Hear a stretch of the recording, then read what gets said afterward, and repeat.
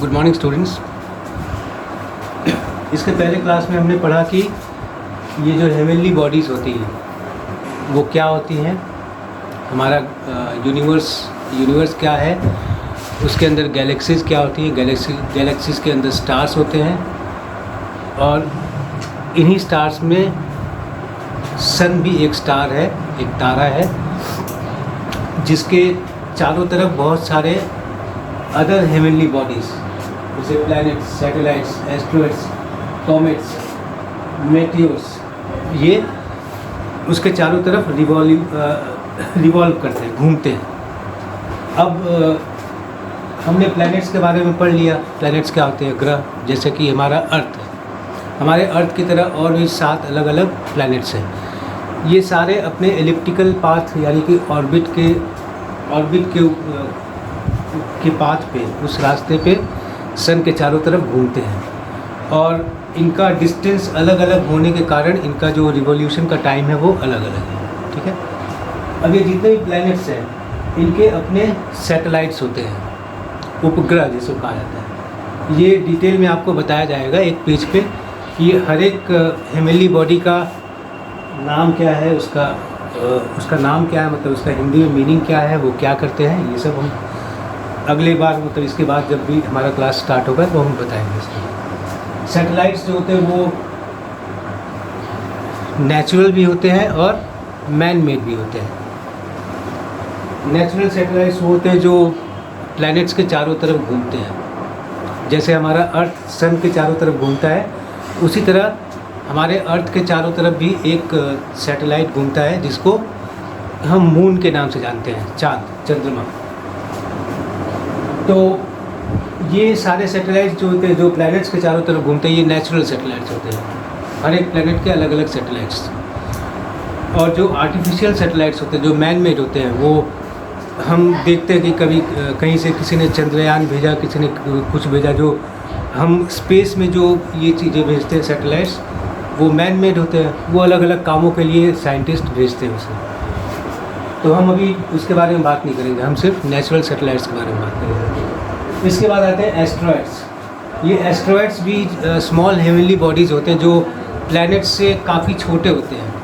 ये भी सन के चारों तरफ घूमते हैं। इनका भी अपना एलिप्टिकल पाथ होता है।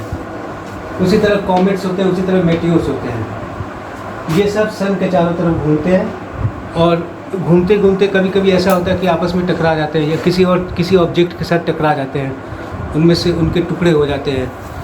कुछ इनमें से मेटियोर्स जो होते हैं वो ऐसे ही छोटे छोटे हेवनली बॉडीज़ हैं जो घूमते घूमते कहीं किसी से टकरा जाते हैं और टकरा के हमारे अर्थ की जो ग्रेविटी होती है उस ग्रेविटी में आके वो सीधे अर्थ के ऊपर आते हैं।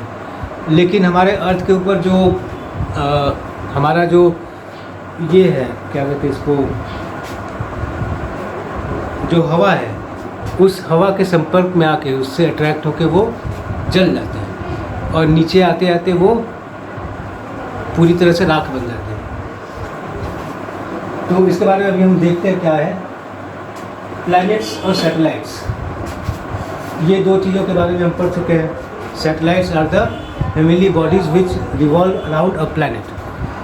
इसके बाद एस्ट्रॉइड्स ये एक बहुत ही छोटे हेवनली बॉडीज़ होते हैं जो कि सन के चारों तरफ घूमते हैं, लेकिन इनका जो ऑर्बिट होता है, मतलब जो पाथ होता है, जो रास्ता होता है, वो रास्ता इनका मार्स और जुपिटर, इन 2 प्लैनेट्स के बीच में होता है।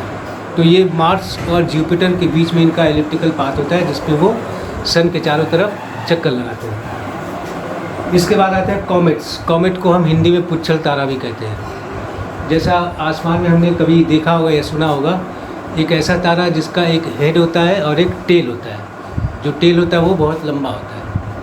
क्यों होता है? पुच्छल मतलब पूँछ वाला तारा। तो ये भी एक हेवनली बॉडी है जो कि हमारे, जैसा कि हम फ़ोटो में देखेंगे, पिक्चर में जो आपके पास जो बुक है, ये भी एक तारे होते हैं जो जब एक जगह से दूसरी जगह जर्नी करते हैं तो उनमें से आग निकलती है, उनमें से धुआं निकलता है जो एक पूँछ की तरह लंबा होते जाता है। तो जैसे जैसे वो आगे बढ़ेगा वैसे वैसे पीछे की तरफ उसमें से धुआं और आग निकलेगा।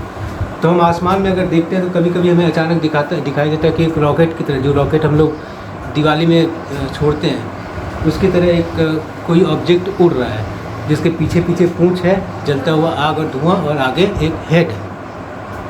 ये होते हैं कॉमेट्स। ये हमारा नुकसान, हमारे अर्थ के ऊपर कोई नुकसान नहीं करते हैं। जो नुकसान करने वाले हेवनली बॉडीज़ हैं वो है मेटियोर्स। तो मेटियोर्स भी अर्थ तक पहुंचते पहुंचते, अर्थ के सरफेस तक पहुंचते पहुंचते 99% मेटियोर्स जो होते हैं वो जल के राख हो जाते हैं। जो 1% मेटियोर्स बचते हैं वो कहीं ना कहीं अर्थ के ऊपर गिरते हैं, और जहाँ गिरते हैं वहाँ पे एक बहुत बड़ा गड्ढा हो जाता है। एक रिवर के जितना बड़ा गड्ढा, एक तालाब, या एक कहते हैं बड़ा सा जो झील होता है, लेक, इतना बड़ा गड्ढा हो जाता है। लेकिन ऐसा बहुत कम होता है। ये मेटियोर्स, ज़्यादातर मेटियोर्स जो होते हैं वो रास्ते में ही जल जाते हैं, नीचे गिरने के पहले।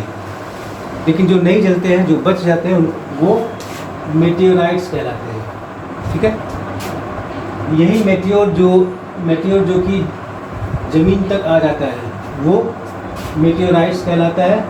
तो हमारे अर्थ के ऊपर इसका बहुत ज़्यादा नुकसान अभी तक तो नहीं हुआ, लेकिन जो चाँद है, जो मून है, उसे अगर हम ध्यान से देखें अच्छी तरह से, तो उसमें हमें बहुत सारे धब्बे दिखाई देंगे। ये धब्बे जो होते हैं वो क्रेटर्स कहलाते हैं, क्रेटर्स, जो कि मेटियोर्स के गिरने से होता है।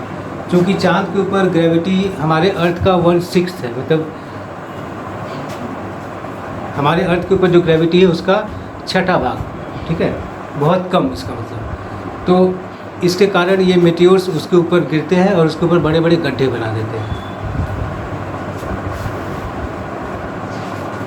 तो हमारे एटमॉस्फेयर में आते आते ये मेटियोर्स जो होते हैं वो जल के राख हो जाते हैं। इसके बाद हम आते हैं कि